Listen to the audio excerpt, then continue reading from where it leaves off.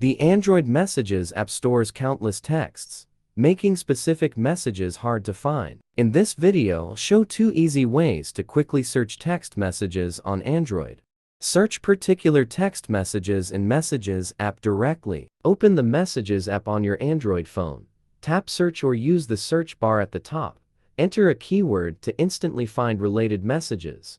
Find out and manage Android SMS easily. The built-in Messages app offers basic search only. For more advanced searching and management, you can use Mobikin Assistant for Android Win and Mac to easily find and manage your messages. Connect your phone to a computer with a USB cable and launch the program on your computer. Here, don't forget to enable USB debugging on your phone. After that, the software will detect the connected device automatically, and then you see the detailed information of your device on the interface, including the phone model, system version, contacts, SMS, photos, and so on. Search SMS, open SMS, enter keywords, and find messages instantly. Export, select Messages Export. Group Send. Click New, choose Contact Send.